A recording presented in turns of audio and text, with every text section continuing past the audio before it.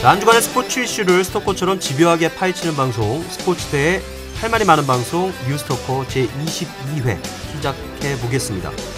스토커 애청자 여러분 안녕하십니까? CBS 노컷뉴스 체육팀장 임종률입니다. 브라질 월드컵 드디어 4강 대진표가 완성이 됐고요. 남미와 유럽이 격돌. 이거 뭐 역대 최강의 4강 대진표가 완성이 됐다. 뭐 이런 얘기도 나오고 있는데 브라질과 독일, 아르헨티나와 네덜란드 참 어마어마하지 않습니까? 이름만 들어도 굉장히 가슴이 떨리는 그런 대진표가 완성이 됐는데 이번 주에 4강전이 펼쳐지게 됩니다. 그래서 이번 22회 스포츠 토커 뉴스 토커에서는 이런 월드컵 4강까지를 그러니까 결산을 해보고 그다음에 4강전 전망까지 또 해보겠습니다. 지금 뭐 옆에 진짜 브라질에 마치 가 있는 것처럼 시차가 완전히 바뀐 우리 박세훈 기자, 축구 담당 박세훈 기자 옆에 나와 있습니다. 안녕하세요. 네, 여기서 브라질어로 인사하고 싶은데 기억이 안 나네요. 하세요. 나 뭔지 몰라요. 네. 세시봉 따봉 이런 거 아닌가요? 따봉? 요즘 따봉 함부로 하는 거 아니라더라고요. 네. 그렇죠. 안녕하십니까, 저 체육팀 박세훈이라고 합니다. 반갑습니다. 진짜 오랜만에 나왔어요. 예, 오랜만에 그동안 나왔습니다. 사실 이제 그 밤샘 근무를 도맡아서 했어요, 우리 박세훈 기자가. 남들 출근할 때 전 퇴근했죠. 그렇죠. 네. 그리고 남들 출근할 때까지도 퇴근을 안 하고 있다가 남들 점심 먹으러 갈 때 점심까지 먹고 퇴근한 적도 한두 번이 아니에요. 예, 밥은 회사에서 사주니까요. 그러니까 이 박세훈 기자가 그만큼 고생을 많이 했고 굉장히 지금 초췌해 보이네요. 박세훈 기자. 네. 지금 몸무게 변화가 있습니까? 심경 변화가 있듯이 몸무게 변화 있나요? 심경의 변화는 또 뭔가요? 제가 주로 새벽 1시부터 게임을 보니까 그러니까 그 시간이 뭡니까? 야식 먹는 시간 아닙니까? 그렇죠. 예, 몸무게는 그대로입니다. 그러네요. 네. 그러면은 얼굴살만 빠진 건가요? 네, 모르겠습니다. 그러네. 어쨌든 박세훈 기자 오늘 활약 기대를 해보고요. 그리고 그에 못지않게 또 이제 중계는 안 하지만 본인이 마치 중계를 하는 것처럼 하려고 하다가 고모부의 원성을 살까 두려워 조용히 경기를 지켜본 우리 소준일 스포츠캐스터 손아운서 나와 있습니다. 안녕하세요. 반갑습니다. 회사에서 마포구에서 열심히 지켜보고 있습니다. 그래요. 그리고 지금 뭐 요즘에 월드컵 열기가 좀 사그라들면서 지금 또 아이러브 스포츠 아이러브 베이스볼. 죄송합니다. 아이러브 스포츠는 어떤 회사인가요? 죄송합니다. 아이러브 스포츠라고 MBC에서 했던 그 이은하의 아이러브 스포츠라고 있었어요. 라디오 코너인데 우리가 또 라디오 회사다 보니까 거기에 또 깊이 각인이 돼 있어서 실수가 나왔네요. 괜찮습니다. 손아운서 오늘 방송 잘하고 싶어? 지적이야. 죄송합니다. 알겠습니다. 손아운서 그 날카로운 지적 감사드리고요. 이따가 한번 봅시다. 자, 브라질 월드컵 4강 남미와 유럽의 격돌하는 대진표. 이거 엄청난 대진표 아니겠습니까? 박세훈 기자. 이거 어떻습니까? 뭐 짜라고 해도 이렇게 참 나오기 힘든데 공교롭게 그렇게 됐죠. 그러니까 이제 돌풍을 일으킨 팀들이 딱 8강까지만 해주고 다 이제 사라졌죠. 브라질과 독일 그 서두에 말씀하신 것처럼 이거 진짜 역대 거의 뭐 최강의 4강 대진표가 아닌가. 정말 이게 새벽에 열린다는 게 굉장히 아쉬워요. 이게 정말 프라임타임 우리 한국처럼 2002 한일 월드컵 때처럼 이게 뭐 7시, 8시 이렇게 했으면은 정말 프로야구 중단해야 됩니다. 그런 얘기까지 나왔어요. 프로야구 중단해야 된다. 이런 얘기까지 나올 정도로 정말 꿈의 대진표다. 이렇게 보는데 어떻습니까, 손아운서? 스페인이 빠져도 좀 서운한가요? 떨어진 팀들이야 뭐 어쩔 수가 없고 서두에 잠깐 말씀을 하셨지만 저는 그래도 한 팀 정도는 이변의 팀이 올라왔으면 어땠을까 하는 생각을 좀 했어요. 그래서 사실 코스타리카 경기를 보면서 2002년 한일 월드컵에 한국 팀을 보는 듯한 느낌이 약간 좀 들었었거든요. 특출난 스타 플레이어는 없지만 감독이 팀을 완벽하게 만들어서 특히 3백을 쓰는 그런 좀 어떤 전술적인 특징도 비슷했었고 좀 약간 감정이입이 됐던 것 같아요. 근데 네덜란드한테 안타깝게 치고 말았죠. 이게 코스타리카에서 월드컵이 개최가 됐다면은 무조건 결승 갑니다. 이거 충분히 자격이 있어 보여요, 진짜. 결승 가는데 이게 때마침 브라질에서 했네. 그래서 어떤 그 보이지 않는 손 이런 것도 작용을 했다. 이게 나바스 골키퍼 진짜 신들린 선방을 보여준 명확하게 보이는 손이죠, 그 손은 진짜. 한마디 하지 않았습니까? 나바스 골키퍼? 나바스 골키퍼요?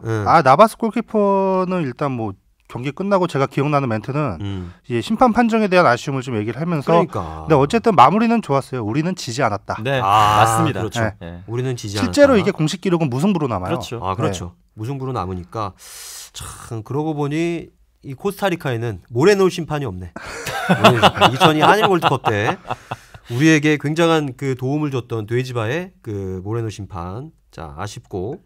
자, 저는 일단 다른 거보다 이제 그 얘기부터 하고 싶어요. 네. 이제 브라질. 네. 이 개최국으로서 6번째 우승을 노리는 브라질인데 네. 크나큰 암초를 만났어요. 네. 그렇죠. 뭡니까, 소나무서? 네이마르 선수가 빠진 거죠. 그렇죠. 예, 네이마르 선수가 콜롬비아와의 경기에서 수니가에게 니킥을 당하면서 그렇죠. 플라잉 니킥. 플라잉 니킥을 당하면서 제가 엑스레이 사진을 구해서 봤어요. 그래요? 인터넷에 있더라고요. 봤더니 정말로 척추에 금이 가서 이제 약간 좀 깨진 게 엑스레이로도 보일 정도로. 근데 이거 사실 이거 의료 정보 이거 유출되면은 좀 이렇게 문제가 될 것 같긴 한데 그게 퍼졌어요? 인터넷에? 네, 뭐 전 인터넷에서 그냥 보니까 네이마르 엑스레이 사진이라고 퍼져 있더라고요. 그거 제가 알기로 브라질 축구협회가 아예 공개를 해버렸어요. 깠어요 그거를? 네, 순위가 죽이려고. 순위가 죽이려고. 아니 이거를 우리 박세훈 기자는 현장에서 보지는 못했지만 중계로 실시간으로 봤을 거 아닙니까? 봤죠. 그때 진짜 근데 저는 그 순간에는 그렇게 심각한 건지 몰랐어요. 네, 왜냐면 워낙에 엄살을 잘 피우는 선수니까. 첫 번째 말씀하신 것처럼 네이마르가 약간 플라핑이 그러니까 헐리우드 액션이 심한 선수인데다가 그날 뭐 그 정도 반칙은 진짜 시작부터 수도 없이 나왔어요. 그렇죠. 특히 그렇죠. 하메스 로드리게스 또 엄청 당했거든요 그날.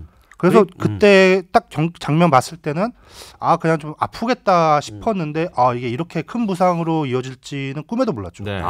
그렇군요. 그날 경기 양상 자체가 굉장히 좀 전투적이었는데 통계를 보니까 90분 동안 축구 경기를 하지 않습니까? 그런데 그렇죠. 그 중에서 인플레이 시간이 41분이었어요. 그러니까 나머지는 다 뭐 어디 나가거나 반칙 때문에 쓰러져 있고 뭐 경고 주고 항의하고 이런 데 다 사용을 한 거죠. 그러니까 경기 시간의 반 이상이 멈춰 있었다는 거죠. 사실은. 90분. 그러니까 인저리 타임까지 포함하면 한 90, 한 5, 6분 그렇죠. 정도 되는 시간에 41분. 그러니까 50몇 분은 다 그런 식으로 날아간 거죠. 허송세월을 했던. 그리고 프랑스 대 독일 경기에 비해서 인플레이 시간이 한 10분 이상 모자랐다 그러더라고요. 그리고 그날 반칙이 54번이 나왔는데 그렇죠. 그게 90분 단위로 하면은 정확히 100초당 한 번꼴로 반칙이 나온 거예요. 이건 정상적인 게임이라고 볼 수가 없죠. 맞습니다. 그럼 격투기 아닙니까? 격투기죠. 근데 문제는 왜 이렇게 됐느냐? 심판이 옐로 카드를 처음부터 좀 꺼냈어야 돼요.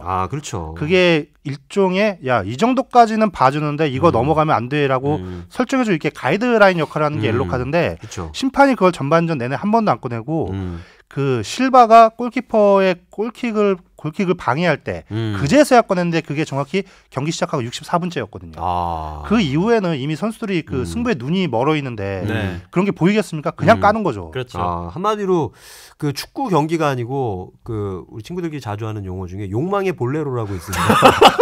네, 이거는 그야말로 그 승부욕망의 볼레로가 펼쳐졌던 한마디로 난투극과 비슷했던 경기인데 이거 보면은 그 심판 그 브라질과 경기였기 때문에 옐로 카드 아낀 거 아닙니까? 그 4강전과 결승전 이런 걸 영향을 고려해서 그런 것도 없잖아 있었을 것 같아요. 스페인의 그 까르바요라는 심판인데 그 심판이 왜 그런지는 저도 잘 이해가 안 돼요. 그러니까 아마 그게 그 말씀하신 것처럼 그 영향이 있을 거예요. 브라질이 그날 굉장히 터프하게 나왔어요. 경기 초반부터 그 로드리게스를 거의 깠는데 심판이 거기서 아무래도 홈팀이니까 카드를 참을 수밖에 없었겠죠. 그게 참다 보니까 이제 더 이상 어떻게 수습이 안 되는 지경에 이르는 거죠. 그러니까 그게 어떻게 보면 브라질로서는 자충수였을 수도 있어요. 그렇죠. 그러면은 그러다 보니까 이 팀의 보배라고 불리는 네이마르가 허리가 나간 거 아닙니까? 참 그게 브라질을 봐주려고 하다가 오히려 역효과가 난 그런 걸 수도 있고 우리끼리 하는 얘기지만 자 그래서 네이마르 상태가 어떻습니까? 그때 이제 부상 실려 나가고 브라질 축구협회가 걔네가 진짜 일을 잘하더라고요. 걔네가 협회가 직접 발표했어요. 주치의가 그 3번 요추가 골절됐다. 3번 요추. 근데 그게 3번 용어 나옵니다. 3번 요추면은 다행히 그렇게까지 심각한 부상은 아니라고 하더라고요. 예를 들어서 뭐 하반신이 마비된다거나 뭐 그렇게까지 가는 부상은 아니라고 해서 그나마 다행이었고 그런데 이제 어제 뉴스를 보니까 네이마르가 처음에 이제 쓰러져서 마르셀로가 그 곁에 다가가는데 마르셀로가 그때 막 되게 막 당황해하는 눈빛으로 막 이 사람 부르고 저 사람 부르고 난리도 아니었어요. 근데 이제 그때 네이마르가 고백이었나요 혹시?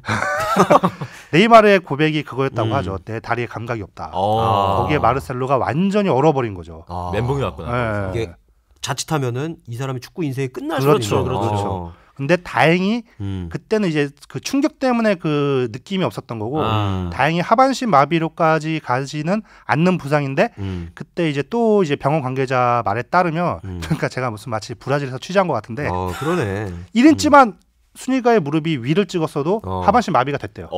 네. 1인치만 올라갔어도. 그러니까 이런 거 보면은 순위가 참 어떻게 보면은 독일 입장에서는 순위가한테 이 감사패라도 줘야 되는 거 아닙니까? 독일 입장에서는 분명히 난 그렇게 생각할 거라고 믿어요. 하지만 대외적으로는 네이마르 없는 브라질이 더 빡세다. 뭐 이딴 식으로 멘트 치고 있더라고요. 당연하죠. 말도 안 되는 소리 하고 슈바인슈타이거인가요? 예. 그 친구가 얘기를 했다면서요. 뭐 워낙에 또 그 친구도 한 입을 또 하는 선수다 보니까. 그러니까 이름상 IQ가 되게 좋을 것 같아. 슈바인슈타이거, 아인슈타인이랑 상당히 생긴 거 보면 또 안 그래요. 안 그래요? 예, 생긴 거 보면 또 굉장히 좀 전형적인 게르만인처럼 생겼는데. 약간 백정 스타일. 그렇죠. 그 성씨도 사실 독일어로 풀어보면은 돼지 교미사라는 뜻이 되죠. 그럼 슈바인이 돼지고 슈타이거가 이제 접 붙이는 사람이라는 뜻이 있는데, 그러니까 예전에 조상님께서 돼지에 접을 붙이는 일을 하셨나 봐요. 그렇게. 그러니까 돼지 자손을 그렇죠.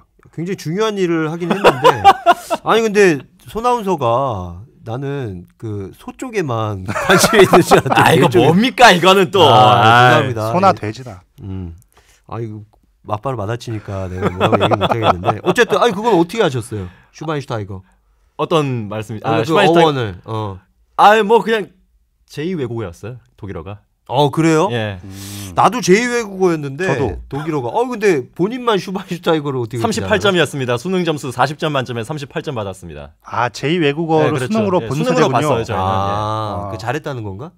잘 못한 건가요? 모르겠어요. 저는. 모르겠어요. 난 우리 때는 제2외국어 시험이 없었어요. 저도 없었어요. 좀 자랑은 그냥 집에서 하는 걸로. 세대 고무랑 고무반트 하겠습니다. 그러니까 세대 차이를 좀 느끼게 하지만 슈바인슈타이거. 그럼 제가 그 얘기를 한번 해주고 싶네요. 손아운서한테. 네. Das geht schon nicht. 뭐예요 그게? 니시트는 아니단데. 이거를 모르네. 수능 점수 40점에 40점 만점에 38점을 받았다고 하는 2점 깐 게 그건가 보다. 그 뭔데요 그게? 다스가 댓 아닌가요? 댓? 그렇죠. 이제 Das geht schon nicht 그게 뭐냐면은 그러지 마세요. 라는 뜻입니다. Das geht schon nicht. 알겠습니다. 저도 열심히 독일어를 했지만 반성하겠습니다. 슈바인슈타이거까지는 제가 차마 그것까지는 못했네. 어쨌든 자 독일과 브라질 4강전 이 네이마르 빠졌는데 어떻게 봐요? 어떻게 봤습니까? 네이마르에 대한 의존도가 진짜 심한 팀이에요 브라질이. 왜냐면 난 진짜 이번에 이 정도일 줄 몰랐는데 제가 그 영화 그 어벤져스를 비롯한 마블 코믹스를 굉장히 좋아하는 그렇죠. 덕후로서 전 개인적으로 이번에 헐크가 잘해주길 바랬어요. 그냥 아무 이유 없이 밑도 끝도 없이. 근데 헐크가 나 이 정도로 쓰레기인 줄 몰랐어요. 하는 게 없어요 대표팀에서. 헐크 하면은 그 세레모니 한번 진하게 한번 한 적 있었잖아요. 예전에. 그 16강전이었나요? 예, 정확하게 어떤 경기인지 기억이 나진 않는데. 칠레와 경기였던 것 같은데 칠레와 경기 때 그 그러니까 이게 만약에 인플레이가 그대로 플레이가 인정이 돼서 했다면 정말 기가 막힌 플레이. 그러니까 누가 띄워준 볼 로빙 패스를 가슴으로 트래핑을 해서 왼발로 약간 좀 삑사리성으로 밀어넣어서 그 기가 막히게 그 미끄러지는 그 세레모니 있죠. 골 세레모니. 그것까지 기가 막히게 했는데 핸드볼 파울을 났던 그 칠레와 경기 맞는 것 같아요. 칠레전 맞는 것 같아요. 칠레와 경기 다 골인 줄 알았어요 그때. 그러니까 다 골인 줄 알았는데 팔에 맞았는데 어떻게 보면은 솔직히 이제 팔에 맞았다 안 맞았다 그 판단도 좀 이렇게 불분명한 게 왜냐면 헐크가 그야말로 이름처럼 우락부락하잖아요. 갑바? 그래요. 아나운서가 할 말은 아닌 것 같은데 어쨌든 등발이 좋잖아요. 갑바보다 우리 등발로 할까? 그러니까 어쨌든 근육이 울퉁불퉁한 친구인데 그 볼이 팔까지 그 이두박근인지 어딘가요? 삼두박근인가? 어쨌든 거기 맞아서 이렇게 근데 헐크가 왜 이렇게 쓰레기입니까? 아니 헐크가 그 이제 네이마르가 오른쪽을 책임지면 헐크가 몰라 양측면을 책임져 주는 선수인데 지금까지 보여준 모습이 그 한때 러시아를 씹어먹었던 그런 모습이 전혀 안 나와요. 네. 그렇죠. 제니트에서 네. 2년 연속 최우수상인가 받았다고 그러던데. 그런 모습이 전혀 안 나오고 유기적인 것도 그렇게 원활하지 않아 보이고 맞아. 그래서 이제 네이마르에 대한 의존도가 점점 더 커지는 팀이 돼버렸죠. 게다가 최전방 스트라이커 프레드는 뭐 진짜 뭐 하는 게 없어요. 네. 프레드 조 이런 애들 하는 게 없어요. 그래서 정말 네이마르가 풀어주면 공격이 풀리고 막히면 공격이 막히는 팀이었는데 그 네이마르가 빠져버렸으니 일단은 걱정부터 앞서는 게 맞죠. 그 누가 나옵니까? 뭐 대체 자원들은 이제 뭐 윙 쪽에 설 수 있는 선수들이 윌리안 선수, 뭐 첼시에서 뛰고 있는 윌리안이라든지 뭐 교체로 몇 번 나왔던 베르나르드 이런 선수들이 있는데 아무래도 네이마르 선수가 있는 것과 없는 것은 차이가 굉장히 크죠. 윌리안 같은 경우는 미드필더예요. 네이마르처럼 그 전방 공격수는 아닌데, 그러니까 직접 득점을 하는 스타일은 아니고 대신 공격 기회를 잘 만들어주는 걸 정평이 나 있죠. 베르나르드가 지금 한 22살 됐나요? 네, 굉장히 어린 선수라서 아마 스콜라리 감독이 기용하기에는 너무 좀 파격적인 무리수가 좀 되지 않나. 위험 부담이 있을 것이다. 그래서 윌리안 쪽으로 좀 무게 중심이 쏠리고 있죠. 윌리안. 자, 그런데 이제 네이마르가 이제 뭐 뛰겠다는 의사를 보이고 있잖아요. 결승전. 만약에 결승전 올라가면은 본인은 뛰겠다 하고 싶다라는 그런 이야기는 뭐 하는데 그게 이제 3번 요추 걸절이 일단 기본적으로 좀 움직이는 거 자체에는 크게 제약은 없대요. 그런데 이제 그 소문이 이제 나왔어요. 그 트위터를 보니까 뭐 이제 네이마르가 뭐 뛰고 싶어한다 이런 소문이 나왔는데 그 브라질 축구협회 그쪽 트위터에서 대표팀 주치를 앉혀놓고 딱 정리해버렸죠. 말도 안 되는 말도 안 되는 얘기 하지 마라. 얘기가 안 되는 거죠. 그러니까 보니까 40일, 45일 치료에만 그 정도 걸린다고 그러죠. 네. 자, 이 네이마르 애 아빠 아닙니까? 그렇죠. 네. 그나마 다행이네요, 그죠? 그래요? 자칫 잘못돼서 이 뭐 자손이 끊기는 그러한 일도 있을 수 있겠지만 그런 일은 안 일어나겠죠. 전 솔직히. 그렇게 생각하지 않습니다. 왜? 남자 누워만 있어도 돼요. 그런가요? 그러네요. 우리 저 강원래 김송 씨를 잊고 있었네요. 그죠? 그분들도 있으니까. 자, 그리고 나머지 또 다른 4강의 대진표. 아르헨티나와 네덜란드. 이 뭐 아르헨티나가 솔직히 이제 네이마르가 쓰러지면서 아르헨티나가 웃고 있는 거 아닙니까? 그게 지금 브라질 팬들이 제 생각에 그 네이마르의 부상을 더 걱정하는 이유가 뭐 브라질이 우승 못할 수도 있죠. 근데 아르헨티나가 하는 건 싫거든요. 제 땅에서 그렇죠. 자기네 안방에서 그렇죠. 그것 때문에 더 멘붕이 오지 않았을까 싶어요. 그렇죠. 그러니까 어떻게 보면 브라질하고 아르헨티나 남미 축구의 양대 산맥 아닙니까? 네, 그렇죠. 브라질이 5번, 아르헨티나가 2번 우승했죠. 2번 우승했지만 아르헨티나가 우승한 거는 이제 자국 대회 78년 그리고 86년. 78년도는 사실 그 아르헨티나 그 당시 이제 정치적으로 워낙 더러운 게 많았어요. 그렇죠. 거의 그 78년도는 조작 월드컵이라는 게 그런 이야기가 있었죠. 아니 한일 월드컵보다 더? 한일 월드컵은 저는 여기서 노코멘트 하고요. 근데 78년도 월드컵은 정말 심했어요. 아예 자기네들의 이제 군사 정권을 정당화하기 위한 프로파간다로 그 월드컵을 준비를 했을 정도니까 좀 심했죠. 그렇죠. 그러니까 어쨌든 그런 아르헨티나가 브라질 땅에서 월드컵 우승컵을 가져간다. 이거 폭동 사태 일어나지 않겠습니까? 좀 그것도 좀 걱정이 되는 게 이제 네이마르 하면은 아르헨티나 메시에 대적할 수 있는 거의 유일한 또 대항마로 떠오르고 있는 상황인데 브라질 사람들 생각으로는 이번 대회를 통해서 사실은 이제 명성이나 여러 가지 뭐 지금까지 업적을 보면은 네이마르가 한 수 위잖아요. 그렇죠. 그래서 메시가 한 수 위죠. 죄송합니다. 그래서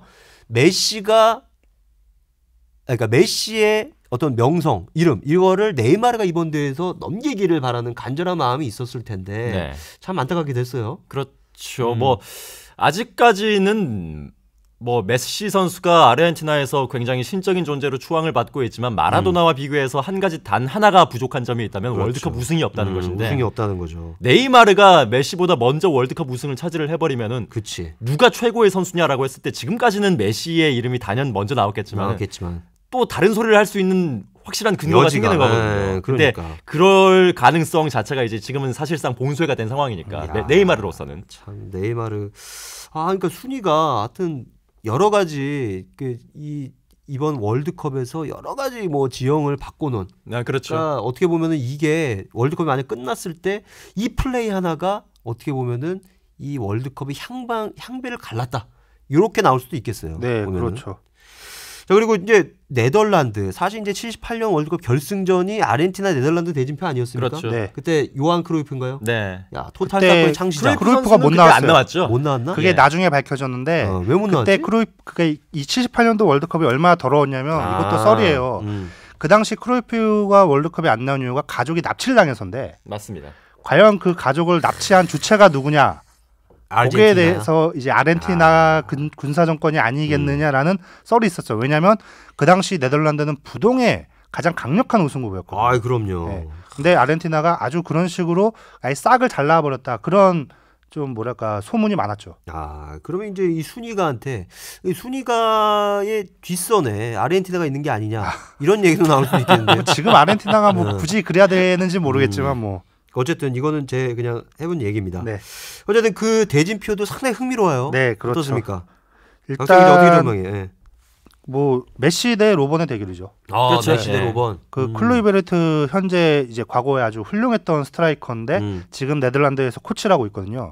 그 코치가 이제 기자들과 얘기하는 자리에서 너네 이제 메시 어떻게 막을 거냐라고 물어봤더니 야, 그럼 너는 로번 어떻게 막을 건데? 아, 그래서 로번. 둘을 그 이퀄라이즈, 그러니까 둘을 거의 동급으로 놓은 거죠. 동급으로 만들어 동급으로 버렸다고 해서 이제 기자들이 그런 기사를 많이 썼어요. 그래서 로번이 순식간에 그냥 메시랑 동급이 돼 버렸죠. 야. 근데 지금 네덜란드 대표팀에서 차지하는 로번의 비중은 뭐 메시급이라고 해도 뭐 손색이 없어요. 그렇죠. 8강전 보니까 반페르스가 거의 쓰레기더만요.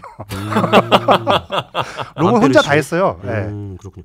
이제 로번 하면은 또 이제 화제가 되고 있는 게 일명 그 고해성사 아니겠습니까? 네? 고해성사. 이해가 안 돼. 왜? 아, 그 얼마나 찌질한 짓입니까 그게. 왜? 차라리 말을 말든가. 아, 욕 엄청 그렇죠. 먹었잖아요 그것 때문에. 그렇지, 말을 아예 애초에 안 했으면은 네. 그 논란도 안 될 텐데. 그렇죠. 그게 통상적이죠, 사실. 얘기를 사실 안 하는 게. 그 기사를 제가 제일 먼저 썼어요. 네, 맞아요. 대한민국에서. 봤어요. 죄송합니다. 깨알같이 또 자기 자랑.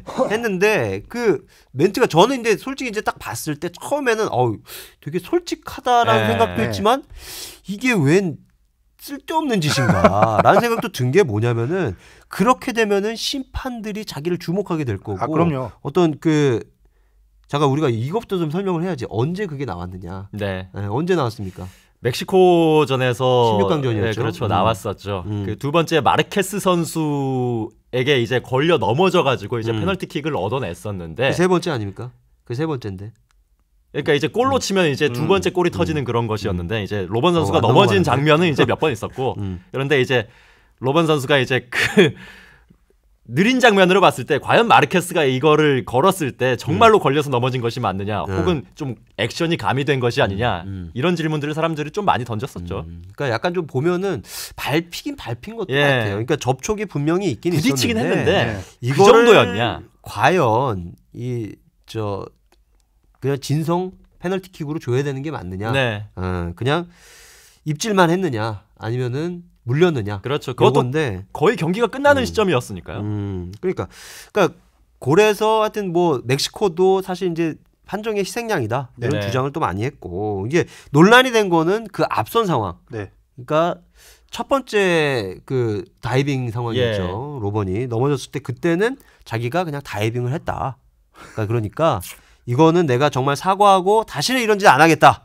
이 얘기까지를 이제 로번이 했는데 그게 이제 문제가 된 거죠. 사실 그런 얘기는 잘 안 하잖아요, 선수들이. 안 하죠. 네. 왜 했을까? 매기려는 거 아닐까요? 누구를? 심판도 그렇고 왠지 그냥 저 혼자만의 생각인데 멕시코를 조금 더 조롱하는 의미도 있을 것 같은 그런 생각이 좀 드는데 그래요?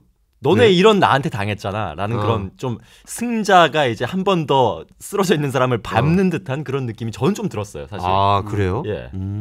로번 선수가 또 워낙에 좀 거만하고 이제 좀 성격적으로 이제 다른 사람들과의 어떤 관계 같은 게 원만하지 못하기로 또 유명하기 때문에 그런 일화가 있습니까?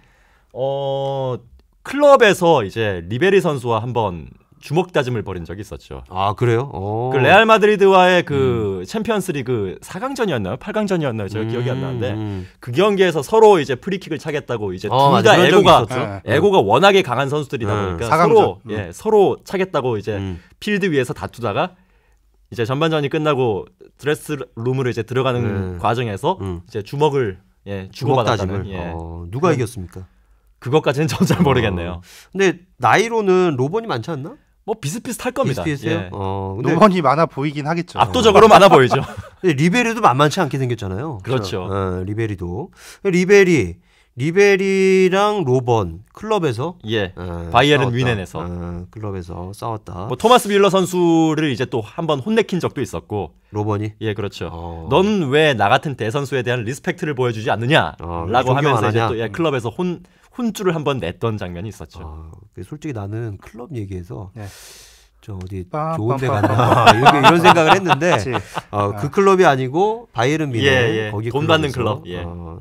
사실 이제 로번이 리베리보다는 좀 크지 않습니까? 크죠. 키로 따지면 확실히 180 정도 될 거고 리베리가 조금 더 작죠. 조금 더 작을 텐데 저 작은 친구를 그렇게 많이 패면 안 될 텐데. 실제로도 리베리 선수가 83년생이고 로벤이 84년생으로 뭐 그쪽에서는 나이가 그렇게 중요하진 않지만 여튼간에 리베리가 한 살 형이라고. 형인데 거기다가 주먹 다짐을 했다는 건가? 그렇죠. 야, 로번. 하여튼 보겠습니다. 2010년 월드컵 때 카시아스 선수에게 한번 막혔잖아요. 이제 결정적인 골 장면에서 카시아스가 막음으로써 네덜란드의 우승이 좀 좌절된 그런 장면이 있었는데 그 장면을 보고 익명의 네덜란드 선수가 한마디 했습니다. 나는 로벤이 그거 못 넣은 게 참 다행이라고 생각한다. 왜냐하면 그거까지 넣었으면 저 인간은 더 쓰레기가 됐을 테니까. 라고 한마디 했습니다. 거의 쓰레기네. 그 익명의 네덜란드 선수 누굴까요? 글쎄요, 누굴까요? 제가 월드컵 특집을 이번에 하면서 이제 그 호주에서 만든 콘텐츠를 받아가지고 이제 더빙을 진행을 하면서 새롭게 알게 된 사실인데 그런 증언이 나왔다고 하더라고요. 그 누굴까? 훈텔라르 아닐까? 훈텔라르? 네, 훈텔라르는 지코가 석자라. 아니 근데 훈텔라르가 그 로번이 그렇게 자존심이 세다고 하지만 훈텔라르에 대해서는 굉장한 좀 리스펙트 아까 얘기했던 그걸 좀 갖고 있는 것 같아요. 뭐냐면은 그 페널티킥을 로번이 얻어냈는데 찬 사람이 훈텔라르야. 그렇죠. 그래서 그 나중에 로번이 인터뷰 때 얘기를 하더라고. 훈텔라르가 그렇게 얘기를 하더래. 자, 판페르시 다음에 키커는 나다. 날 믿어라. 그래서 로번은 훈텔라르를 믿었다. 그리고 훈텔라르가 더 위라던데? 훈텔라르가 더 위래요. 나이가 그렇죠. 나이가 그렇죠. 나이가 위라서 어쨌든 리베리한테는 한 살 차이니까 좀 덤빌 수 있었는데 훈텔라르는 나이도 좀 더 많고 키도 훨씬 크잖아 훈텔라르가. 싸우면 질 것 같으니까. 싸우면 질 것 같으니까 그랬는지는 모르겠지만 어쨌든 그래서 골을 넣었다는 거. 자, 우리 뭐 얘기하다가 여기까지 가는지 모르겠는데 자, 그래서 로번 얘기하다 그렇게 하는 로번. 로번은 어떻게 막느냐? 동급으로 가느냐? 네. 뭐 한 가지 더 얘기하면 그 로번 그 일이 있고 나서 그 이후에 지금까지 경기에서 페널티킥이 한 번밖에 안 났어요. 그 하메스 로드리게스. 그 이후에 웬만큼 넘어지면은 심판이 안 불더라고요. 그러네. 확실히 그 로번의 효과가 좀 있는 것 같아요. 왜냐면 이게 없지 않아 있겠죠. 진짜 로번이 매긴 건 심판이거든요. 심판이 완전 그치. 멘붕 올 수 있죠. 또 어쨌든 뭐 다시 아르헨티나와 그 네덜란드의 얘기로 넘어가면. 자, 아르헨티나는 지금 디마리아 선수가 지금 레알 마드리드에서 뛰는 이 미드필더 중원의 핵심 같은 이 선수가 못 나와요. 16강전 결승골의 주인공 아닙니까? 맞죠. 그것 연장전 후반 13분에. 그렇지. 이제 물론 메시가 다 떠먹여주긴 했는데 그 마라도나가 대회 중간에 이런 얘기를 했거든요. 메시가 뛰어난 건 다 아는데 내가 봤을 때 아르헨티나의 진짜 동력은 디마리아다. 이런 얘기를 마라도나가 했어요. 다른 사람이 했으면 무시해도 되는데 마라도나가 그 얘기를 했단 말이에요. 근데 그 동력이 빠진 채로 네덜란드를 상대해야 된다는 게 굉장히 큰 부담이 될 수는 있죠. 아니 디마리아는 보니까 부상 무슨 줄기세포 얘기도 나온다는데. 뭐 줄기세포 치료까지 받는다 뭐 그러더라고요. 이 축구가 정말 이처럼 대단한 겁니다. 줄기세포까지 동원해서 디마리아를. 자, 그러면은 우리 브라질과 독일 그리고 네덜란드와 아르헨티나 이 독일 그러니까 유럽과 남미의 양강들이 격돌을 하는 건데 어떻게 전망을 해요? 스코어 한번 맞춰볼까요? 스코어 저는 일단 브라질이랑 독일 게임은 저는 무조건 한 골 싸움이 될 거라고 생각을 하는데 왜냐하면 브라질이 일단 기본적으로 이번에 팀 자체가 과거의 브라질과 달리 수비 중심적인 운영을 하고 있고 게다가 네이마르가 없는 상황이기 때문에 더 수비에 집중을 할 거란 말이죠. 스콜라리 감독이라면 전 브라질이 1대0으로 이길 것 같아요. 브라질의 승리. 이 모든 분위기가 왠지 브라질이 이기지 않으면 얘기가 안 될 것 같은 지금 그런 분위기로 가고 있어요. 뭔가 영웅의 등장이 나올 것 같고 약간 그런 분위기가 좀 있어요. 그 영웅이 누굽니까? 프레드? 그게 지금 누가 될지 모르겠는데 근데 실제로 그 1962년도 브라질이 그 월드컵 2연패를 달성했을 때 그때 펠레가 조별리그 2차전에서 골키퍼랑 충돌을 해서 다리 근육을 다쳐요. 그래서 아예 남은 대회를 못 뛰게 되거든요. 그때가 이제 펠레가 22살 때였죠. 그렇지. 근데 이제 스페인과의 조별리그 마지막 경기가 남았는데 그 경기에서 지면 브라질도 어떻게 될지 모르는 상황이었어요. 그런데 펠레를 대신해서 월드컵 데뷔전을 치르는 아우디우드 이름이 어려워. 아르디우드? 어쨌든 그 선수가 0대1로 지고 있는 후반에 2골을 넣어가지고 브라질이 조별리그를 통과를 해버려요. 그리고 그 다음에 이제 가린샤, 자갈로 이런 선수들이 막 맹폭을 가해서 결국 브라질 우승하거든요. 지금 브라질 언론에서 이때 얘기가 계속 나오고 있어요. 누군가는 터질 것이다. 그리고 그 브라질 지금 현지 언론부터 해가지고 제가 다 뒤지면서 보고 있는데 지금 선수들의 화합이 엄청나요. 이건 진짜 하나의 팀으로 약간 뭔가 묶여진 그런 기분을 좀 주게 할 정도로 홍명보호가 하지 못했던 원팀에 홍명보호 원팀이 아니라 그 원칙도 없고 그러니까. 원팀도 아니고 그거랑 완전 레벨이 다른. 그렇죠. 홍명보의 어떤 그 이상향이었던 그 원팀을 브라질이 지금 구현을 하고 있다. 지금 그런 것 같아요. 그런 느낌. 근데 브라질어도 할 줄 압니까? 스페인어? 구글 번역기가 훌륭합니다. 구글 번역기. 이 선수가 보니까 아마리우드 선수. 아마리우드. 네.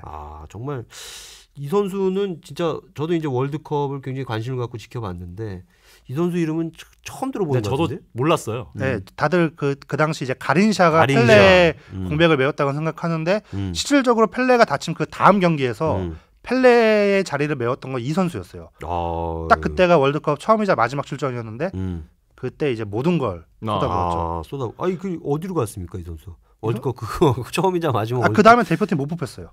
그래요? 네. 그냥 여기만 나왔다가 그냥 사라진. 실제로 A 매치에서 20번밖에 못 나왔어요 이 선수가. 월드컵 출전은 그때가 마지막이었고, 그래서 대회 전에 그 이제 독일 유로스포츠라는 이제 유럽 언론 있잖아요.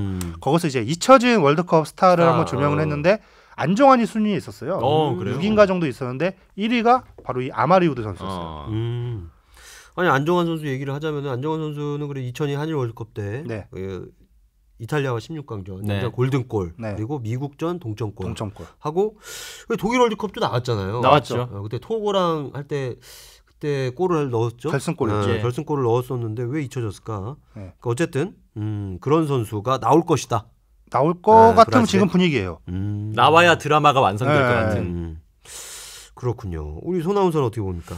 브라질 승리를 찍으셨으니까 저는 또 독일 승리를 찍어야 될 것 같은 느낌인데. 무난해요 사실.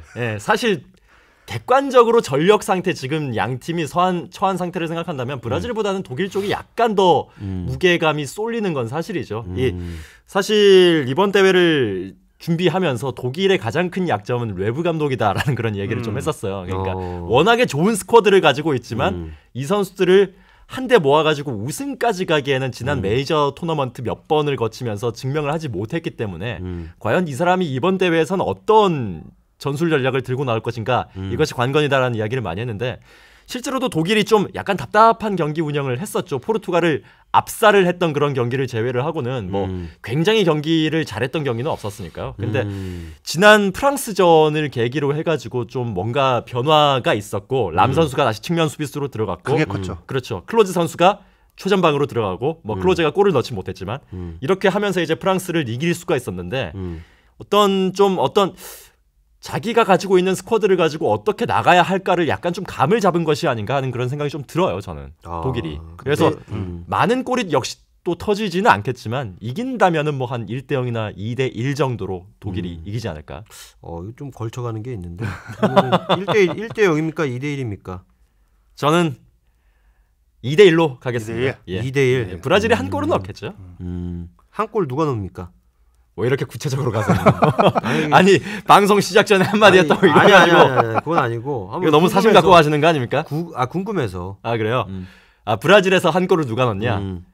저는 말도 안 되게 헐크 선수 한번 생각해 보겠습니다. 헐크? 헐크가 드디어 한번 브루스 배너에서 헐크로 변할 때가 됐다. 또 영화 깨알같이 브루스 배너에서 헐크로 변할 것이다. 그럼 그 유니폼은 누가 책임집니까? 뭐 협회에서 주겠죠. 어쨌든 자 그러면 저는 이거 이미 둘이 브라질승, 독일승을 했기 때문에 저는 이제 선택할 게 없네요. 저는 이제 선택을 1대1 무승부로 봅니다. 무승부로 보고 승부차기 가서 독일이 올라간다. 노이어가 이긴다. 노이어가 이기고 헐크가 실축을 합니다. 헐크 어디죠? 칠레랑 승부차기 할 때도 헐크가 실축을 했는데 저는 헐크 봅니다. 헐크가 또 한 번 일을 내줄 것이다. 그리고 나서 쪽으로. 변합니다. 실축을 하고 나서 변합니다. 헐크로 때려보셔. 그래서 노이어를 압살하지 않을까 그런 생각이 들고 그래서 저는 사실 이제 브라질이 이기면은 뭐 개최국이기도 하고 네. 뭐 좋겠지만 지금 상황에서 네이마르의 공백이 더더욱 느껴질 수 있게끔 드라마가 완성이 되려면은 브라질이 져야 됩니다. 져야 되고 그래서 순위가의 그 플레이가 더욱더 빛나게 되고 그리고 그러면서 여러 가지 얘기들이 나올 거라는 생각이 들어요. 왜냐하면은 그 노래 가사도 있지 않습니까? 왜 슬픈 예감은 틀린 적이 없나. 그래서 브라질이 네이마르의 요추 골절을 정말로 뼈저리게 느끼는 네이마르뿐만이 아니라 브라질 국민 전체가 요추 3번이 쓰라리게 되는. 저 갑자기 저는 94년도 월드컵에 콜롬비아의 에스코바르 선수가 기억이 나요. 그래 나도 지금 순간 그 생각했죠. 그 선수가 자살골 넣고 나서 총에 맞아가지고 죽었잖아요. 그렇죠. 그때 발데라마 있을 때 아니에요? 그렇죠. 그래서 펠레가 브라질이 우승할 것이다. 콜롬비아가 우승할 것이다. 이렇게 얘기를 했는데 어쨌든 떨어지고 말았죠. 발데라마. 어쨌든 그래서 그런 사건, 불미스러운 사건까지 일어나길 바라진 않고, 그렇죠. 이제 뭐 순위가가 지금 뭐 나중에 자기 클럽팀 가서 똑같은 일을 당하지 않을까 이런 생각을 좀 더 해보면서, 그러니까 어쨌든 저는 1대1로 무승부로 연장까지 가고, 그리고 독일이 승부차기 끝에 이기는 그런 시나리오를 한번 예상을 해보겠습니다. 네, 괜찮나요? 네, 예. 뭐 충분히 가능성 있죠. 자, 그러면 아르헨티나, 네덜란드. 네. 야, 이것도 흥미진진한 창과 창의 대결 아니겠습니까? 이게 진짜 어려워요. 어떨 것 같습니까? 우리 이번에 손아운서? 저는 무승부 갈 것 같습니다. 이 경기도? 예, 저는 이 경기 무승부 갈 것 같아요. 그래요? 일단 기본적으로 컨셉 자체가 네덜란드가 선수비 후역습 전술입니다. 일단 뒤쪽으로 물러나서 최전방에 있는 로번이라든지 뭐 판페르시 선수에게 롱볼을 양질의 롱볼을 이제 연결을 해줘가지고 이 두 선수의 개인 기량에 맡기는 그런 플레이를 하고 있고 아르헨티나 같은 경우에도 굉장히 좀 공격적으로 나설 것 같은데 실제로 보면 그렇지가 않아요. 잘게 썰죠. 예, 그렇기도 하고 라인 자체도 뒤쪽으로 상당히 물러나 있는 상태고 메시 선수의 전적으로 의존을 하면서 진짜 말도 안 되는 그런 견제를 메시가 결국엔 꾸역꾸역 뚫고 뭔가를 만들어주는 그런 경기 컨셉의 연속인데 이번 경기는 정말로 만만치가 않을 것 같습니다. 0대0 무승부 할 것 같아요. 저는. 0대0 무승부. 그리고 승부차기에 가서는 네덜란드가 이깁니다. 네덜란드. 네. 네덜란드. 78년에 어떤 그런 패배를 서력하는 그런 예상 손아운서가 했고, 우리 박 기자는 어떻습니까? 저는 이 경기 네덜란드가 90분 안에 이길 것 같아요. 네. 일단 뭐 디마리아 공백이 크다고 생각되고, 그리고 네덜란드가 그 이번 대회, 그러니까 월드컵 대회가 열릴 때마다 어떤 그 한 시대의 흐름이 이제 반영이 되잖아요. 근데 이번 대회 가장 큰 특징 중에 하나가 선수비 후 역습, 특히 그 수비가 3백의 부활이 이번 대회 가장 큰 특징 중에 하나인데 그걸 처음에 부각시킨 팀이 네덜란드예요. 그 B조 조별리그 스페인과의 첫 경기에서 3백, 그러니까 수비 시에 양 윙백이 내려면은 5백이 되죠. 요걸로 티키타카를 완전히 그냥 걔네 그 왔다 갔다 하는 그 탁구공을 뺏어버렸죠. 그래서 압살을 했거든요. 그 똑같은 맥락으로 접근했을 때 얘네가 그 전술적으로 되게 그 뭐랄까요, 그 폭이 넓더라고요. 4-3-3도 쓸 수 있고 5-3-2도 쓸 수 있는데 5백으로 나가면 메시와 같은 선수는 잡힐 수가 있어요. 충분히 그런 여지가 있거든요. 그래서 수비를 강하게 한 다음에 이제 반페르시와 로번으로 역습으로 이제 뒷공간을 치는 건데 이 유럽 팀이랑 붙을 때보다 이제 피지컬 싸움에서 그러니까 순간적으로 역습 상황에서 몸싸움이 벌어졌을 때 아무래도 네덜란드 선수들이 이길 확률이 높다는 거죠. 역습도 좀 수월하지 않을까. 그래서 요 네덜란드의 칼라에 아르헨티나가 말려들 가능성이 높다. 그래서 전 네덜란드의 우세를 점칩니다. 한 2대 0. 2대 0. 이거 뭐 세게 보여줬네요. 어마어마하게 네덜란드를 자 그러면 300의 부활을 외친 네덜란드의 우세. 그렇다면 나는 선택이 300에서 나는 무슨 그리스 얘기하는 줄 알았어요. 저도 그 얘기인 줄 알았어요.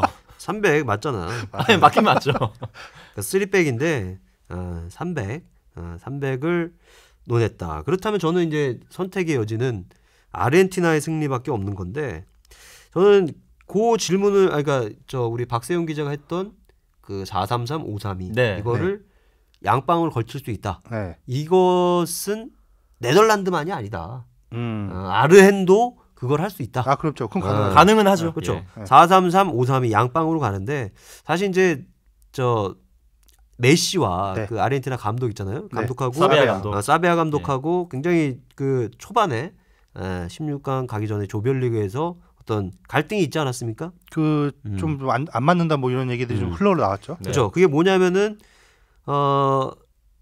메시는 바르셀로나에서 자기 소속팀 바르셀로나에서 익숙한 433을 원하는데 네. 그때 첫 경기 어디였죠? 보스니아 헤르체고비나전에서 감독이 감독이 들고 나왔어요. 532를 들고 나와서 맞아요. 메시가 열불이 났죠. 그래서 후반에 바꿔줬죠. 바꾼 전술이 있었는데 저는 이번에는 메시가 좀 접을 거라고 생각이 돼요. 왜냐면은 메시도 네덜란드의 강력함은 알거든. 그리고 로번 네. 이런 선수들 판페르시 이런 선수들하고 대결을 해봤기 때문에 네. 압니다. 네덜란드의 창이 날카롭다는 걸 알기 때문에 이번에는 우리도 사베아 감독 우리도 한번 5-3-2 이번에 한번 갑시다. 내가 한번 접어줄게. 이렇게 됩니다. 그렇죠. 그래서 서로 수비적인 전술로 나가고 네. 그래서 결국은 그 와중에 이제 메시가 한 골을 넣습니다. 그래서 1대0 승리 봅니다. 1대0 아르헨티나. 1대0 아르헨티나. 결국은 메시의 쇼다. 결국은 메시의 쇼다. 진짜 드라마네. 이렇게 되면. 그렇게 되면은 메시도 살고 감독도 살고. 자, 그러면서 네이마르는 죽고. 이런 게 완성이 되고 그리고 그리고 이게 남미에서 열린 대회입니다. 네. 남미에서 열린 대회이기 때문에 여기서 브라질이 독일한테 격침을 당하는 상황에서 네. 아르헨티나까지 못 올라가면은 이거는 남미 월드컵이 아니다. 그렇죠. 이렇게 됩니다. 그래서 그 영향을 있을 수 있을 것 같아요. 네. 그럼 여기서 이 경기 어디가 먼저 하죠? 브라질이 먼저 합니다. 네, 하루 먼저 하죠. 그렇기 때문에 맞네. 심판들이 이거를 또 이제 암암리에 있을 수도 있죠. 암암리에 그렇죠. 있을 수 있고 예.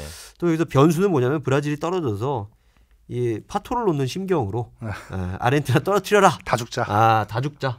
이렇게 갈 수도 있습니다. 네. 이렇게 갈 수도 있는데 어쨌든 이 남미의 기운을 받고 있는 아르헨이 네. 그리고 아르헨이 우승한 지 너무 오래됐어요. 그렇죠. 86년 예. 거의 28년 만에 우승하는 거 아닙니까? 예, 그렇죠. 맞나? 28년 맞죠. 28년 예. 맞죠. 그래서 너무 오래됐다. 그리고 네덜란드는 아직까지 월드컵 우승이 없지 않습니까? 한 번도 없죠. 없는데 네덜란드는 사실 저도 네덜란드 광팬입니다. 네. 왜냐하면은 예전에 그 루드 굴리트, 네. 레이카르트, 반바스텐 이렇게 오렌지 군단 삼총사가 있을 때부터 네덜란드 엄청 좋아했어요. 네. 좋아했는데 네덜란드는 여기까지다. 항상 보면은 그 막판까지 주연이 될 수 없는 이런 슬픈 운명을 가진 오렌지 군단이 아닌가 저는 이런 생각이 들어요. 그 2010년 남아공 때도 스페인의 첫 우승이었죠. 그렇죠. 첫 우승에 아주 정말 기가 막힌 조연 역할을 해줬으나 본인이 주연이 되기에는 뭔가 2% 부족한. 그리고 로번이 또 쓸데없이 입방아를 쪘기 때문에 입방정을 떨었기 때문에 이것도 영향이 있을 거라고 봐요. 저는 메시가 페널티킥을 얻어냅니다. 네, 저는 그렇게 봅니다. 그래야 드라마가 완성이 돼요. 그래서 심판들이 이런 식으로 로번한테 응징을 했구나라고 해서 모든 게 갈등이 해소가 되는 이게 바로 월드컵이다. 근데 뭔가 그런 드라마가 진짜로 나올 가능성도 없지 않아 있을 것 같아요. 그렇습니다. 이게 그리고 저는 지금까지 어떤 승부를 아직까지 마치고 있어요. 그래요? 마치고 있어요. 하셨어요? 네. 아니 저거 찍으셨어요? 러시아전 우리 1대1로 비길 거다. 그거를 제가 이제 걸었잖아요. 네. 그거 알죠? 기억나죠? 그렇죠. 김대훈 선배가 그거를 포기하면서 내가 그거를 찍은 적이 있어. 근데 그 이후로 좀 예상이 좀 들어맞는 것 같아. 예. 어쨌든 벨기에전은 제가 틀리긴 했어요. 예. 그거는 애국심에서 제가 했던 건데 어쨌든 이렇게 정리가 됐습니다. 브라질 독일전은 박세용 기자는 브라질 승, 네. 그리고 저는 독일 승리. 저도 독일 승리지만 무승부로 한다. 공식으로는 무승부. 그리고 그러고 보니 아주 황금 문안이 됐네요. 네덜란드 아르헨도 저는 무승부. 그리고 박세용 기자는 네덜란드 2대0 무려 2대0 승리. 저는 아르헨티나의 페널티킥 승리 1대0 승리를 예상을 해봤습니다. 약간 첨언만 하자면 그 네덜란드가 이길 거라고 생각을 한 또 하나의 이유가 얘네도 약간 원팀의 느낌이 좀 나요. 예. 원팀. 코스타리카와 이제 8강전 할 때 연장전 막판에 골키퍼 바꾸잖아요. 그 주전 골키퍼 실리슨이 나오면서 물병을 걷어찼어요. 열받는다 이거지. 감독이 날 못 믿나? 근데 실제로 그때 루이스 바넬 감독이 경기 끝나고 얘기를 하는데 승부차기에 가면은 골키퍼 바꿀 거라는 거를 팀 크루는 알고 있었고 나머지 선수도 다 알고 있었대요. 주전 골키퍼만 몰랐대요. 그 얘기를 걔한테만 안 한 거예요. 왜냐하면은 경기 준비하는데 방해가 될까 봐. 흔들릴 수 있어요. 네. 근데 전혀 모르는 상태에서 갑자기 나를 바꾸니까 얘는 열받은 거죠. 그래가지고 그것 때문에 이걸 어떻게 봉합하느냐. 그러니까 팀 크루의 용병수는 좋았지만 이거 좀 약간 위험의 요소도 있지 않겠느냐. 팀 케미를 깎아내리는 그렇죠. 게 있었는데 오늘 그러니까 한국 시간으로 월요일 날 오늘 네덜란드 대표팀의 기자회견이 열렸는데 이게 기가 막혀요. 바넬 감독이 가운데 앉고 좌 실리센, 우 크루를 딱 앉혀놔요. 그렇게 데려와죠. 그리고 그 안에서 완전히 이 셋이 하나 되는 분위기. 실리센은 이 자리에서 공식적으로 자기가 물병 걷어찬 거를 대해서 감독한테 사과를 하고 팀 크루는 내가 아무리 그날 잘했든 못했든 실리센이 영원한 우리의 주전이다 이렇게 딱 띄워주고 해가지고 봉합이 딱 됐어요. 난 그런 그 감독의 뭐랄까 지략과 그런 판단이요. 팀을 생각하는 그런 게 네덜란드를 지금 휘어감고 있어요. 네. 그래서 네덜란드가 이번에 정말 사고치지 않을까라고 예상하는 이유도 사실 그거거든요. 네. 이번 대회 최고의 감독들 몇 명을 꼽으라 그러면 코스타리카의 핀토 감독도 있고 네덜란드의 바날 감독은 무조건 들어가야 될 것 같습니다. 그러니까 이게 우리가 홍명보 감독 보다가 이런 걸 보니까 돌아버린 이런 것밖에 안 보여요. 어쨌든 네덜란드가 왕따 문제를 잘 해결을 해서 봉합을 왕따까지 가면 왕따 아니까 사실 무슨 왕따예요 그게. 왕따니까 나만 모르고 있었던 거 아니야. 배려했다잖아요. 맞네요. 그렇게 보면은 볼 수도 있죠. 왕따는 맞네. 그때는 왕따였지만 지금은 다 봉합이 돼서 그렇죠. 다 봉합이 돼서 둘을 다 아우르는 네. 이런 그 네덜란드가 보면은 그런데 강해. 보면은 옛날부터 무역이 또 이게 성업을 해서 그런지 몰라도 어떤 사람들의 어떤 그 심리라든가 이런 것들을 히딩크도 그러지 않았습니까? 그랬죠. 밀고 당기길 잘했죠. 밀당을 잘했죠. 홍명보 감독 얘기도 나왔는데 옛날에 이제 그 히딩크와 홍명보 감독도 어떤 그런 갈등이 적지 않았어요. 홍명보 감독은 어떻게 보면은 한국 선수들 중에서 어떤 대들보격, 그러니까 그렇죠. 그 골목대장 아닙니까? 골목대장격이었고 그 와중에 외국인 감독이 왔어. 근데 외국인 감독은 말은 안 통하고 되게 세 보여. 그러니까 이제 반기를 들었는데 이제 히딩크 감독이 그 뭐 한 9개월인가 10개월인가 홍명보 감독 대표팀에 뽑지 않은 적도 있었어요. 제외한 적이 있었죠. 길들이기를 하고 난 다음에 그 다음에 이제 다시 뽑으면서 그렇게 원래는 그 3백 안 쓰려고 그랬잖아요. 그렇죠. 처음에는 4-4 그러니까 이제 4명이 포백을 준비했죠. 포백을 준비했었죠. 근데 홍명보 감독을 의식을 한 건지 뭔지 모르겠지만 어쨌든 3백을 하면서 리베로로 홍명보 감독을 이렇게 해서 결국은 스페인하고 8강전에서 마지막 키커로 나서서 그 4강행을 결정짓는 그 미소 아직까지 잊혀지지 않는데 이번에는 왜 그 미소가 안 나왔는지 그렇죠. 그런 생각도 좀 씁쓸하게 듭니다. 그때는 박수를, 지금은 엿을. 그러네요. 그때는 박수를 받았는데 지금은 엿사탕을 받았죠. 참 씁쓸하게 이를 데 없습니다. 자, 이게 뭐 우리가 지금 남의 얘기만 하고 있었어요. 사실 지금까지 4강 전까지 이제 결산을 해봤고 그다음에 4강전 전망까지 해봤는데 사실 이런 얘기 우리가 신나게 했지만 마음속은 까맣게 타들어가지 않았습니까? 안타깝죠. 사실 뭐 우리가 뭐 4강까지 가라고 바랬습니까? 아니잖아요. 뭐 원정 8강 목표는 목표인데 우리 거기까지 안 바랬거든. 조별리그 통과 그리고 사실 조별리그 통과 못해도 돼. 뭔가 정말 축구를 보고 뭔가 이 가슴 끓어오르는 느낌. 호주처럼. 그렇죠. 그렇죠. 우린 요걸 원한 건데 그렇죠. 그게 없으니까. 그러니까 자 어떻게 보면은 참 아시아 네. 국가들 16강에 전멸을 했고 네. 그죠? 그 와중에 우리가 또 알제리한테 16강 티켓을 내줬단 말이에요. 네. 아프리카 팀은 16강에 두 팀이 올라갔습니까? 알제리, 아프리카- 나이지리아? 그렇죠. 예. 예. 나이지리아 올라갔고 했는데 결국은 그 유럽과 남미 네. 이 양대 산맥에서 축구 변방인 것을 확인했던 대회가 아닌가 이런 또 쓰디쓴 자기 반성을 또 해봅니다. 또 처참하게 확인을 했죠. 1승도 못했으니까. 그렇죠. 그러니까. 사실 우리가 그 일본이 10명이 뛰는 그리스 상대로 한 골도 못 넣어서 결국 0대0 비겼을 때 솔직히 우리가 얼마나 비웃었어요. 근데 우린 졌어. 졌어요. 심지어 졌죠. 우리는. 우린 베개한테 졌어요. 그러니까 이런 얘기들 한번 우리가 좀 지난 시간에도 좀 한번 좀 점검을 했지만 네. 예, 이렇게 아프리카까지 떨어지고 난 거를 봤을 때 이 네. 세계 축구 이 흐름 속에서 우리 한국과 아시아 축구는 어떻게 가야 되느냐 뭐 이런 것도 좀 논의를 좀 해볼까요?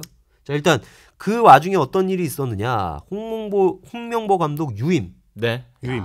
이런 또 사건이 있었어요. 자 이제 박세훈 기자는 할 말이 많을 것 같은데 어떻습니까? 제가 그때 딱 그 유임된 날 페이스북에 올린 글이 있습니다. 대한민국에서 가장 잘 나가는 직업 탑3. 3위가 축구 국가대표 감독. 이유는 엿 먹어도 고. 2위가 그 대한민국 총리. 영화 엣지 오브 투모로우의 실사판이다. 그 영화가 이거거든요. 난 분명 죽었는데 그 죽은 날 아침으로 되돌아가. 난 분명 사표를 냈는데 다시 눈 떠보니까 총리야. 그래서 대한민국 총리. 1위가 김태용 감독. 영화 감독이죠. 탕웨이를 와이프로 맞이하는 김태용 감독. 그 영화 감독이죠. 제 주변에 김태용 감독 죽이겠다고 하는 사람들이 그렇게 많아요. 그러니까 탕웨이 얘기만 나오면 좀 마음이 아픈데. 진짜. 어쨌든 간에 그 대한민국 축구 국가대표 감독이 정말 괜찮은 자리가 됐어요. 네. 엿 먹어도 고니까. 참 뭐 우리 손아웃을 어떻게 봤어요?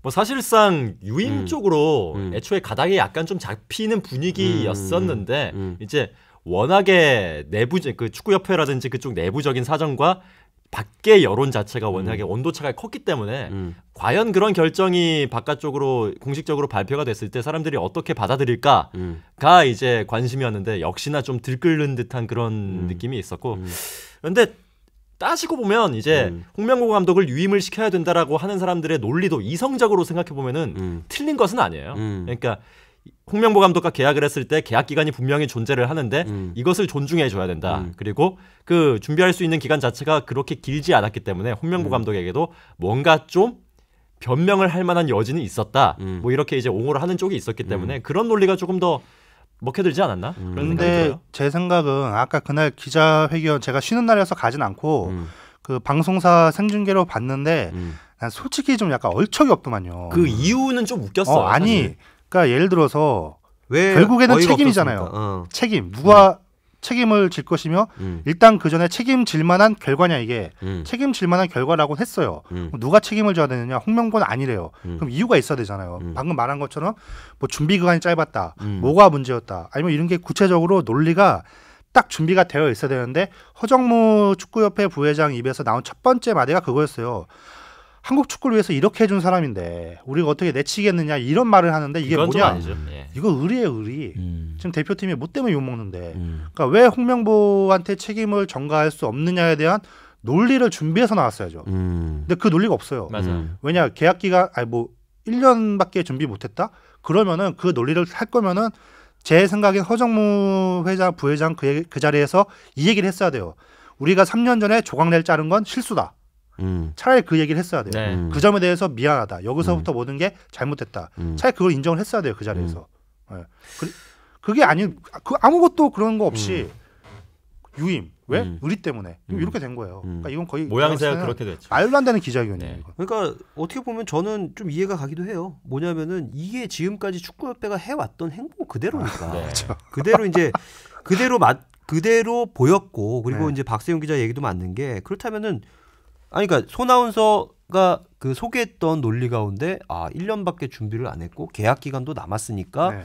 우리가 보호해 주자인데 그러면은 조광래는 그렇죠. 조광래는 어쩔 거야. 거기서 모든 게 시작인데. 조광래는 어쩔 거냐고. 이렇게 따지고 들면은 뭐 할 말이 없는 겁니다. 그래서 저는 이렇게 봐요. 그러니까 홍명보 감독 유임할 수 있습니다.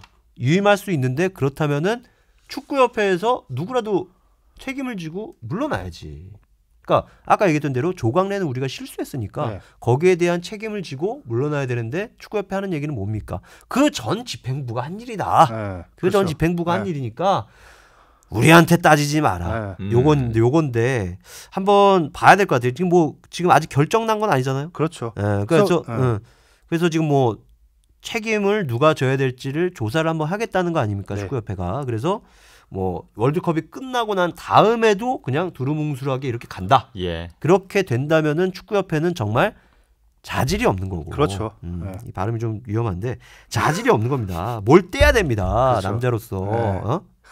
이걸 떼야 되는 거고. 그리고 한번 아시안컵까지 한번 지켜봐야 되는 거죠. 홍명보 감독이 정말 능력이 있는지 없는지 1년 동안 그렇게 시간이 부족해서 이런 패배가 나왔다. 사실 이제 일본도 자케로니한테 4년을 줬단 말이에요. 맞아요. 4년 줬는데 똑같이 1부 2패했어. 그렇게 따지고 보면은 홍명보도 할 말은 있는 거야. 그렇죠. 그리고 멕시코가 감독이 1년 됐어요.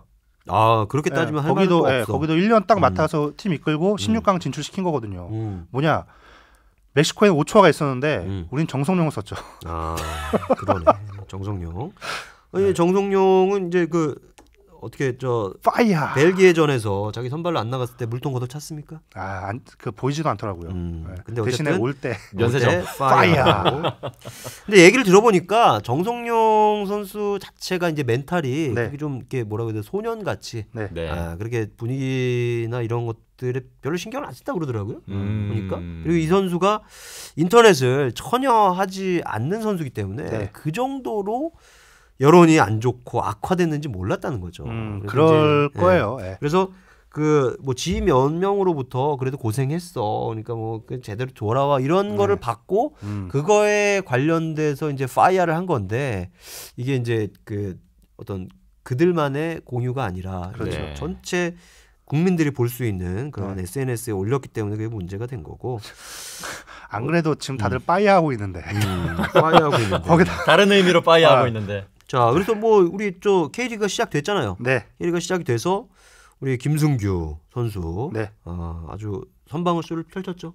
뭐 이제 그 월드컵에서 다 펴지 못했던 그런 자신들의 기량들을 이제 K리그에 온전히 쏟아부을 때가 됐죠. 일요일 날 성남 게임에서 원래 주전 나오면 안 되는 거였는데 조민국 감독이 팬들을 위해서 김승규를 내보내겠다 해서 나왔는데 이제 뭐 시차 적응이나 이런 것도 필요하고 한데 그날 거의 뭐 나바스급이었죠. 뭐 한 골을 먹긴 했는데 와 진짜 기막힌 세이브를 많이 했어요. 그렇죠. 그래서 김승규 선수가 우리 CBS 라디오 김현정의 뉴스 쇼에 또 이제 인터뷰를 하지 않았겠습니까? 했죠. 무슨 얘기했습니까? 뭐 되게 긍정적인 청년처럼 했죠. 실제로 긍정적인 청년이고 아시안컵 때 자존심을 회복해서 홍명보 감독의 이미지를 다시 좋게 만들어주고 싶다. 그거는 굉장히 유화책이라고 보여지는 게 여기서 대외적으로 자기는 홍명보 감독에 대한 어떤 그런 게 없다. 그럴 수밖에 없는 게 이게 김승규도 어떻게 보면 홍명보의 아이들 아닙니까? 그렇죠. 김승규도 사실 그래요. 광저우 아시안 게임 때 그때 이범영, 김승규 뭐 이렇게 나간 거 아닙니까? 맞아요. 그리고 그때 4강전이었나? 어디랑 4강? 이라크였나요? 제가 팀은 기억이 안 나네요. 기억이 안 나지만 막판에 골키퍼로 교체를 했잖아요. 이범영으로 교체했나? 김승규로 교체했나? 이범영으로 바꿨던 것 같아요. 김승규가 주전이었는데 그거를 이범영으로 바꿨나? 가물가물하네요. 그러니까 아마 이범영 선수로 바꿨을 거예요. 그게 왜냐면은 내가 왜 그 얘기를 꺼내냐면은 그게 맞아 떨어져서 우리가 승부차기에서 이겼으면은 이거는 홍명보는 그때 지금의 판알이 되는 거야. 그렇죠. 그때 판알이 되는 건데 골키퍼 교체해서 아직 이범영 몸 덜 풀릴 때 결승골을 얻어 맞아갖고 그때 판알이 되지 못하고 아주 그냥 판이 깨져버렸지. 맞아. 그래서 런던 올림픽 영국이랑 8강전 할 때 맞아요. 이범영이 승부차기에서 이기고 나서 펑펑 울었죠. 그 옛날 일을 떠올리며 울지까지는 안 했나요? 그때 제가 현장에 있었어요. 현장에 있어서 이번에 어쨌든 적은 없었던 것 같아요. 울진 않았어. 근데 아시안 게임 때 얘기가 나왔던 것 같아요. 네, 아시안 게임 얘기 나왔지. 그때 아픔을 뭐 달랬다. 얘기는 있었어요. 그때 이제 경기 끝나고 이제 그 믹스존에서 인터뷰를 했습니다. 이제 제가 현장에 있었는데 이범영도 이제 맺힌 게 많았을 거 아니에요. 네, 그렇죠. 그때 막 이래갖고 했는데 자기가 어쨌든 승부차기에서 그걸 이겨냈으니까. 그때 현장에 저는 영구한테 지는 줄 알았어요. 그렇죠. 개최국 아닙니까? 개최국인데 어쨌든 페널티킥도 2번이나 했는데 한 번은 막았어. 네. 이범영이. 이범영이 막았나? 그때 이범영이었을걸요? 아닌가? 정성용 아니야? 램지 페널티킥 막았네요. 정성용 전반에. 그래. 그리고 이범영은 그 승부차기에서 막았고 스터리지. 그렇지. 맞아. 기억이 나. 자, 우리가 그래서 제 기억이 맞는 걸로 이렇게 해서 이거는 자르고 여기서부터. 자, 그래서 그때 정성용이 페널티킥을 하나를 막았고 이범영이 이제 나중에 들어가서 승부차기에서 어떤 그런 활약을 펼쳤던 그런 또 예가 있습니다. 결국 판알은 되지 못했던 홍명보. 그렇죠. 그렇게 얘기가 될 수 있겠네요. 자, 그래서 이제 그 우리가 저 4강전까지 우리가 한번 결산도 좀 해보고 했는데 더 얘기할 게 있습니까? 더 얘기는 뭐 지금으로서는 뭐 할 게 없고 일단 매치가 그냥 뭐 너무 기다려져요. 그거밖에 없습니다. 네. 그렇습니까?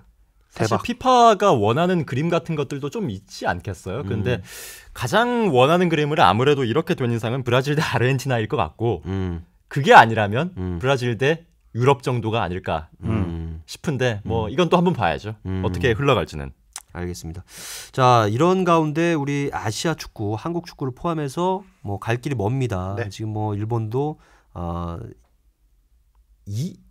아기레 감독, 하비에르 아기레 감독, 아기레 감독 그 선임을 하면서 발빠르게 나서고 있고 우리도 어쨌든 어떤 홍역 이런 거를 치르면서 홍명보 감독을 다시 앉혔단 말이에요.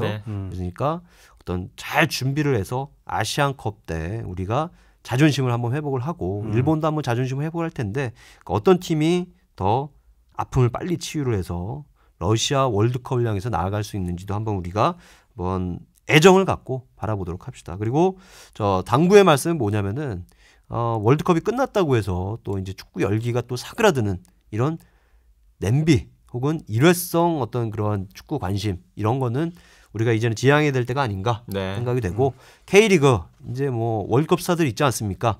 김신욱, 김승규, 이용 뭐 이런 선수들도 있고 이근호 뭐 이런 선수들도 있으니까 다 울산이네요.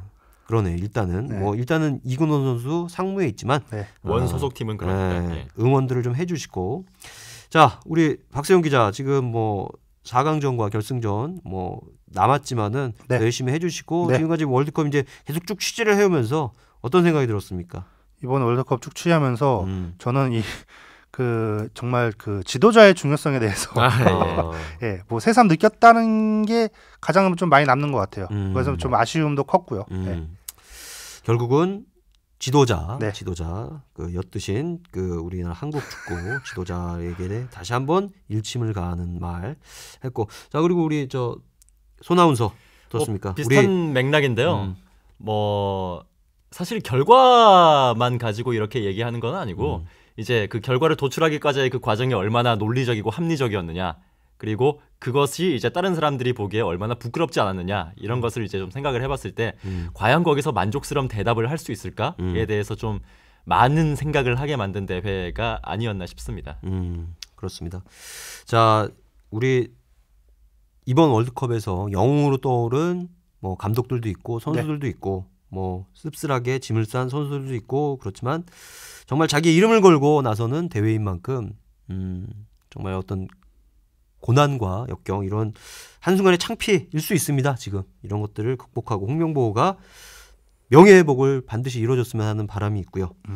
자 스포츠 스토커 뉴스토커 제22회 여기서 마무리를 하고요.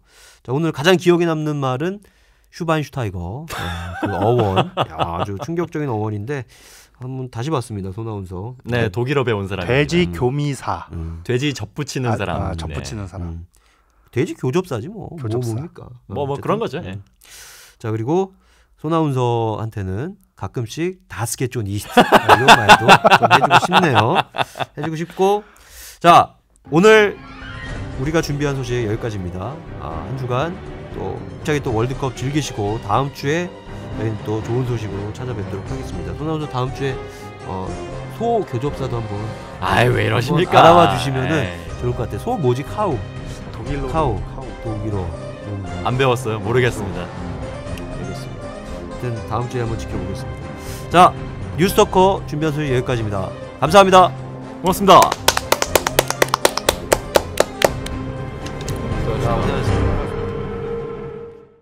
뉴스토커는 CBS 노컷뉴스, 노컷v.com, 팟캐스트, 유튜브에서 뉴스토커로 검색해 무료로 들으실 수 있습니다. 애청해주셔서 감사합니다.